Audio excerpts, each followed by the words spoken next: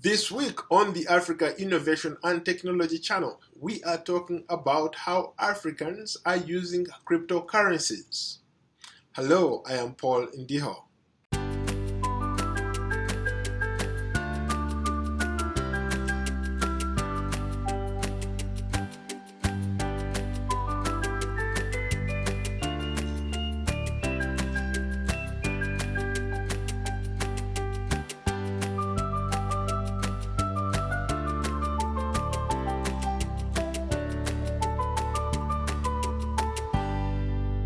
Every week, we strive to bring you in-depth discussions that inspire, empower, engage, and motivate young emerging African entrepreneurs using new technology into action.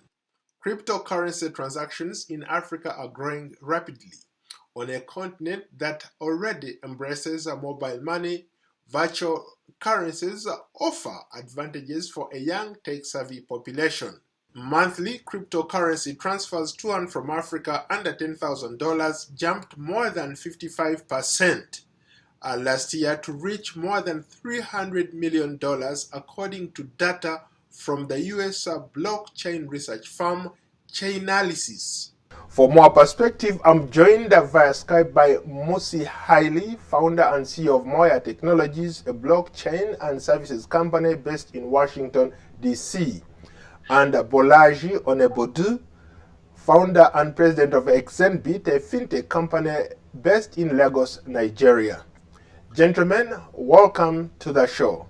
Thank you, Paul. We're doing good. Appreciate it. I'm glad to be here, Paul. Thanks for the invitation. Let's start off by maybe getting some kind of an overview of what cryptocurrencies are about. If you're talking to somebody who really doesn't understand this new technology, what is a cryptocurrency? If we want to look at it from a layman terms, really what it is a ledger of records of who owes who or who has what value or credit. And over time, if we try to remember, money has always just been a representation of value owed by one person to the other. As you remember, most fiat currencies, or some of the more popular ones, I think is the British pound or the US, is the promise to pay the bearer. So it's really just a promise now being guaranteed by government. So that is what money is. So there's a record somewhere that represents that note, that fiat currency, that makes it legitimate that the government will honor it. That's why it has a serial number and so on and so forth, and has all the counterfeit qualities on the paper money that we use. In similar ways, cryptocurrency is based on the blockchain technology, and the blockchain is easily described as a distributed ledger, essentially a ledger of records, a record of those who have credits who, on that ledger. So it's a global ledger, and that's the key thing that it represents. How about you, Musi? What's your take on it? From a blockchain perspective, the simplest example I can give is take $100 US dollars. If you take that $100 today and if you ask that dollar, where have you been, who touched you, who used you before, there's no way for you to understand there's no tracking or there's no traceability of that, where that $100 has been. So if we go back to the genesis, to the beginning of that money, so you go back to the farm where that tree grew, was planted, and when that tree grew and then it got cut and then went to the mill, it got processed and then turned into paper. Paper got sold to the mint prints the paper, the money goes into the bank. That is what blockchain gives you. It gives you a traceability backwards and forwards where that money comes from, right? So from a cryptocurrency perspective, it is one of the outputs of blockchain, right? So cryptocurrency is a digital money. So instead of you carrying that $100 money in your pocket, now you're using a digital certificate in your pocket, and then you'll be able to share that. Meaning that ledger or that distributed, that digital money is stored in that blockchain, secured and verified by multiple servers around the world. So you have, this is publicly available servers. So those publicly available, anybody can go in and say, okay, that transaction took place. That money that got changed hand, it did take place. So there's different aspects of the underlying blockchain has to be secure, and then the cryptocurrency on top of it needs to be usable. Very interesting perspectives. How about central banks being worried? Take, for example, in Nigeria recently, the government announced a crackdown on all these cryptocurrency exchanges or people using cryptocurrencies to transact business. And I see a similar scenario in South Africa, where the government is actually increasing tax on anybody using some of these cryptocurrencies. The issue is, people, policy, and process, right? So the policies are way behind. The governments don't understand how to act to this. The people are driving it. The citizens are driving how cryptocurrency, how this digital money should be used. They're using it for their daily activity. So the central bank is afraid to figure out what to do, how to tax it. I mean, governments are used to taxing. How are they going to tax it? How are they going to monitor it? How are they going to enforce policies around it? It's not just Nigeria. It's not South Africa. It's not just Kenya. The U.S. government has the same issue. The U.K. government has, every government in the world has an issue with cryptocurrency today, right? The issue is, if, like what the Nigerian government or central bank is trying to do, which is, oh, you cannot deposit money coming out of cryptocurrency. Well, what that's going to create is going to create a black market in that space, right? So it's not affecting. The people are going to do what the people have to do. They're going to trade. They're going to do whatever they need to do. The government is losing the money, the taxable money. The government they're going to lose control of it. What they have to do is work with the people. I think. A few years ago, I was in Kenya, and there was this kind of conversation happening. So the Kenya central government or central bank was putting together a controllable measure, meaning kind of like using an ETF kind of concept for people to buy ETFs through the stock market. That way, the government is involved. Right now, in the case of South Africa or Nigeria, the government is like and said, "Oh, we're going to stay out of this. You're not going to do this." Well, people are going to do it. I think that, yes, government needs to be worried, but there's usually a natural evolution of things. When we have the internet that's turned the world to a global village, and you have the biggest companies in the world, internet-based service companies like Amazon, Google. And the whole world is relying so much on the internet, on digital transformations across board. It's only natural that money itself will would evolve to a digital form. At the end of the day, like I said earlier, it's only a record of value. So we don't really need the paper, the fiat currency anymore going forward. If we think about the cost of printing, securing, warehousing, transporting, monitoring, way out. If you compare that in terms of the benefits, it's really not comparable to what digital currency has to offer. And in terms of also being able to monitor the supply and also the flow of funds, these things are easily more tracked with digital form. So the government should be looking to how to benefit from it. The U.S. government already does capital gains tax and so on. So it's about time we begin to think about what transformational effects is it going to have or impact on the economy, and what are the benefits, what sort of impact on growth would it result in. So we should begin to look at the pros and obviously identify the risk and try to mitigate them. As long as the world keeps moving digital, going towards digital in an economic form, There's no stopping it. I think to what Abajo was saying is that the paper money, the cost of printing paper money is expensive. I understand that.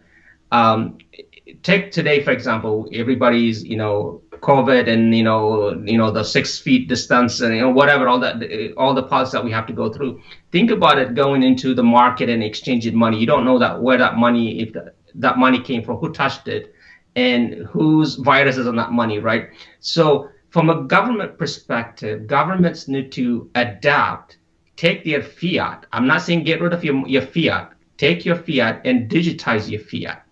So if you take $1 equals one coin, right? So people can have a wallet, a secure wallet, not just a wallet, a secure wallet that allows them to trade like they would with money.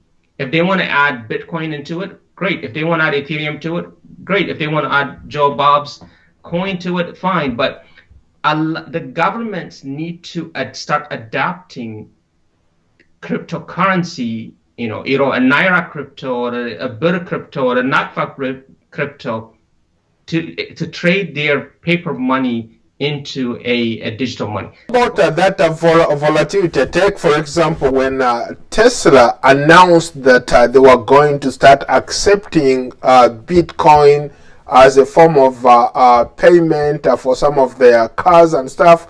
Bitcoin shot through the roof.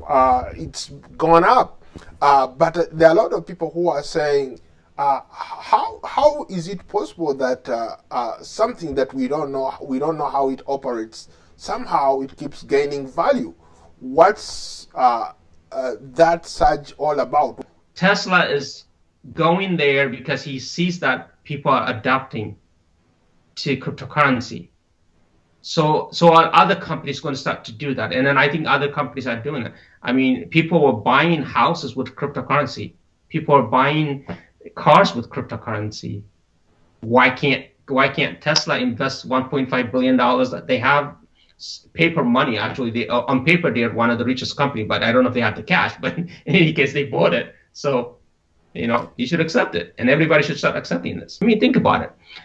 We go from the U.S. and we go to, let's say, if you go to Lagos. Well, I don't have Naira in my pocket unless I did an exchange at the airport, right? But if I had a wallet that had some type of cryptocurrency that's accepted anywhere in the world, I can go to the hotel, pay with my cryptocurrency. I can go to the coffee shop, I can pay with cryptocurrency. What that is going to start to do is every company in the world needs to start accepting this as a form of currency. Visa is trying to do that now. They're trying to kind of put that facility. I think MasterCard is going to start doing that, provide that as a facility. You could either pay with cash, credit card, or some type of currency. So, Balaj, Moses is talking about everybody accepting a Bitcoin, but we have challenges. Take, for example, in Nigeria, where you are. For this to work, you need access to electricity. You need access to the internet.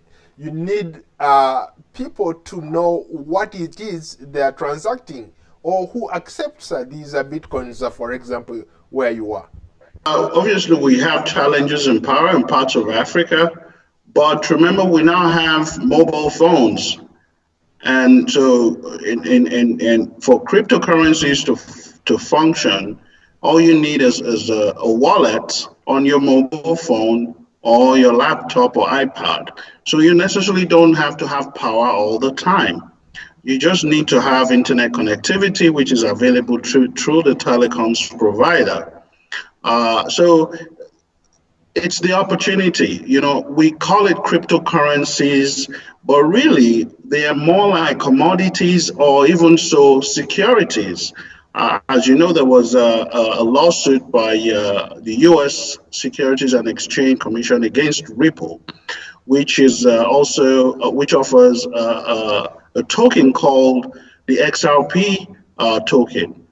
So a lot of these tokens are all mostly securities. So people are invested in it in the hope that they would have a gain over a period of time. And even Bitcoin, as you know, because it's limited in supply, everybody knows sooner or later there will be very little supply.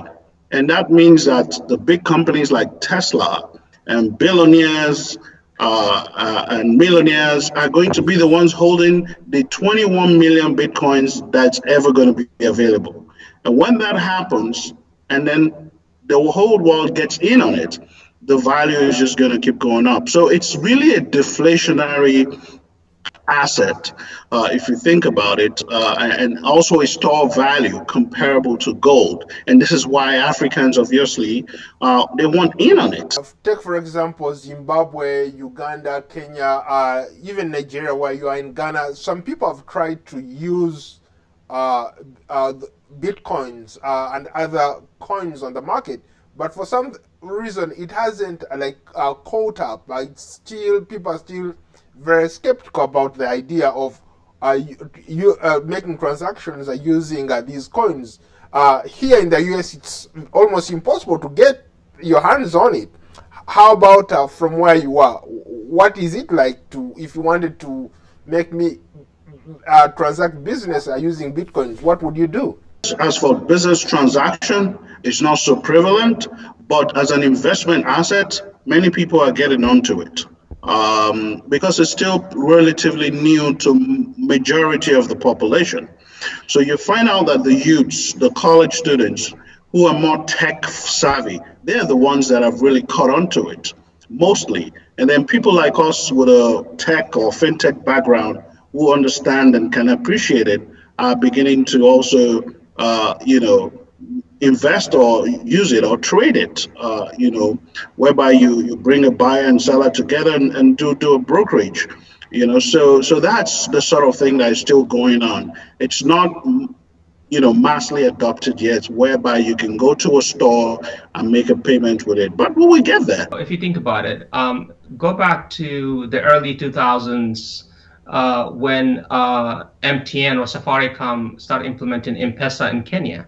Everyone's like, what is this? Nobody can figure out what M-Pesa was, how M-Pesa was going to be used, right? So think about it now. Everywhere you go, everybody in Kenya, everything is done using M-Pesa. 90% of the people are using M-Pesa, whereas the 10% of the currency is used by foreigners that come in for a couple of days, vacation. I think this whole cryptocurrency is going to go to that route. It's going to take time. It's to the older generation to adopt it, but the younger generation is already doing it. From an African perspective, you can create businesses. There are businesses that are going to be created around Bitcoin, offering of a Bitcoin. It's not just a currency. How are you going to go buy it? Where are you going to go buy it? Right? That's like, whether it's an ATM. So if someone has a kiosk, they could put an ATM machine where you could buy Bitcoin. Someone could say, hey, I'm an exchange, I could do this. Or someone can say, well, I could become a trainer. I can train you how to use Bitcoin, right? There are people that are actually sitting down in coffee shops, sitting down, figuring out to pull their money together and buy those coins in bulk. In some cases, a scam. In some cases, is making money. I think we're too much into, well, what's Bitcoin doing? We need to figure out, what can you do? How do you educate your people? There are people that are going to be putting their hard-earned money, their retirement money, their pension. There are people that are trying to put their pension into buying Bitcoin. What is it today? $49,000. At $49,000. Tomorrow morning, Bitcoin could go to $1, and these people have lost all their hard-earned money. So there's an education that has to be done, and I guess that's missing. And that's just me. I'm very skeptical of that side of the house. Before Bolaj jumps in, let me just do a quick follow-up. You talked about accessibility. For example, you have gas stations where you can go and buy Bitcoins. But how about the cost? When I see, or when I read in the news that one Bitcoin is selling for almost $40,000, who can afford this? Is it the same in Africa? It's the same everywhere you go. The thing is, you're not, if unless you have that $49,000 to buy that one full coin, Bitcoin, you're buying fractions of the coin. That's the thing. You're buying fractions based on the money that you have, right? If you're Elon Musk, you're putting $1.5 billion, or like what is it? Jack Dorsey and Jay-Z just put in 23 or 27 million dollars on the Bitcoin Foundation. They have the money; they can go out and buy it. But people, the regular Joe on the street that has $1 or that has $100 can go buy it. They wouldn't get that full coin. They will get a fraction at that point. That's the thing. This is the education part of it. You have to educate. What are you buying for? What? For $1, what are you getting? For $50,000, what are you getting? People think that because they put $100, they're going to be a billionaires tomorrow morning. That's not true. But like, you want to jump in, because I've seen some kiosks in Lagos, in some parts of Lagos, where people transact bitcoins. From where you are, how much money does one need to buy into that? It's irrelevant, really, if you think about it, the price of Bitcoin. What's important is to know that if I have $500 as a student, and I can trade with that $500, broker, find a buyer and a seller, and come in and make little margins as low as 2-3%.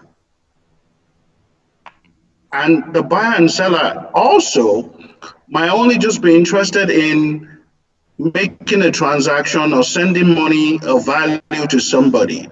Or they might be interested in investing $500 and waiting a year to reap $750.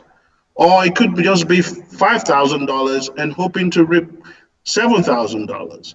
So after a while, it's very, very likely that most people are not going to be concerned with the actual value of Bitcoin, but the return, the percentage of return that you can get when you invest in it, whether you invest 1,000, 5,000, 10,000, or 50,000.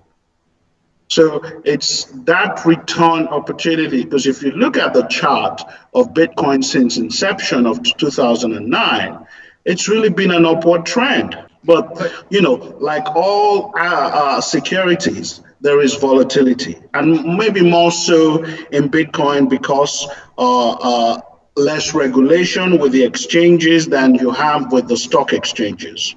But if you can really look at the chart, over time and ignore the volatility, you can just say it's an upward trend. How about the issue of, let's say, for example, security? Let's say if I put money in the bank, here in the United States, your money is insured to make sure that if, let's say, something happens in the bank, you can still go and get your money. Mm-hmm. But when it comes to Bitcoin or these other cryptocurrencies, there is no security. How do you address that? So, and that, I think that's the downside to this. From a Bitcoin perspective, it's a hype. There's no product behind it. It's people pulling their money together and buying or mining those coins and then buying, the coins. So there's no an actual company you can go behind and say, okay, I lost my money, you pay me. In this case, because you're going through the exchanges, you're assuming the exchanges are secure, like the bank. That in the US, FDIC insures it up to $250,000 in your account, right? Beyond $250,000, then that's a different question. In this scenario, the exchanges, the Binances, the Coinbases, whoever those exchanges have to be insured, in the hopes that if they get sued, if they get hacked and they lose their wallet, then you're going after them. But if the cost of Bitcoin goes down, hey, you know what? You lost your money. You're gambling. From an intrinsic value perspective, it's not totally true that there is no intrinsic value of Bitcoin. If you think about it, it's comparable to the Visa or MasterCard platform. They're payment platforms. Mm-hmm. The Bitcoin network is also a payment platform. Mm-hmm. And one of the things that gives us more of an advantage with Bitcoin is it settles in 10 minutes, while Visa and MasterCard is T+2+3. I understand. Yeah, so that's one. But we know Visa, for instance, is a company, owned by shareholders, right? And they employ so many people. They have several buildings they lease or own globally. They have vehicles. They have paper trail, computers. So they have all this huge unnecessary overhead in comparison to Bitcoin. So Bitcoin has the same similar payment network infrastructure, but it's decentralized. It's owned by different parties. There are people who are worried that people are using these cryptocurrencies for the wrong reasons. You gave an example of somebody losing their key. I'm sure you've all seen or read a story about this guy who lost, who forgot his password and cannot access a lot of money in Bitcoin. How does one work around stuff like that? From the issue of the threat of money laundering and terrorist funding and so on, the criminal activities that are associated with cryptocurrency, we just need to be really truthful with ourselves. How did the famous drug lord from Colombia, Pablo Escobar. Escobar, get paid? Did he get paid in Bitcoin? No, he was paid in dollars. Of course, there will always be bad actors. Of course, whatever is good and useful, the bad guys are going to show up. The bullies are going to show up. So this is why government needs to sit down and make regulation and make rules to prevent them from taking advantage of this infant sector. Musi, from a fintech perspective, is this the kind of disruption that is going to cause a lot of havoc in Africa, or it's a welcome idea? I think this is a welcome idea in Africa, but I think like I said, cryptocurrency is one of the outputs of blockchain, but I think you have to start using blockchain for other things, right? So think about it today from an Africa perspective. There's the whole, I think everybody except the country for Eritrea has signed the cross-border trade agreement. So if you think about it from that perspective, how can you use blockchain to implement that free trade consortium that's been created? So if you were going to sell coffee from Kenya to Nigeria, you either have to pay in naira or you have to pay in shillings. Well, you're not going to be able to do that. The only thing the central bank is going to use is a dollar or a euro. So what if you could build a platform based on blockchain, kind of like a marketplace, to sell those coffee across Africa or across the world, and then use cryptocurrency, some type of cryptocurrencies to settle the account. To me, that's where this whole cryptocurrency or digital currency in Africa needs to be used. Is how do we use it to, in a way, fake the settlement between different states, different countries, not only within the continent but outside of the continent as well. How about take for example, let's say you have Bitcoins, you're trying to transact a business with me. I don't have access to Bitcoin. Can you pay me in Bitcoin, but on my end I receive it in either naira or a shilling or a dollar? Yes, you can. So this is why you have exchanges. The exchanges are literally what they're becoming a bank. So you take your Bitcoin, you go to an exchange and say, I want to get cash out of this. So then the exchanges that are buying your coins that was sent to you and giving you in naira or shilling or whatever money is. That's the beauty of it. You don't have to have a dollar to give to a person with a dollar. And there are lots of opportunities here. There are lots of pros, of course, and there are risks. With everything else, you need to identify the risk and mitigate it. And the government should come and help with that. Thank you, gentlemen. Thank you so All right, much. thank you. Thank you, Paul. Always a pleasure. Well, on that note, do you think you have a better idea, or you've created something that everyone is talking about and you'd like to be featured on the show? Please send us your video clips and tell us which country you're from and how your innovation is impacting your community. Be sure to like, subscribe, and watch this program every week on our Facebook page, Instagram, YouTube, and Twitter. That's our show. Thanks for watching.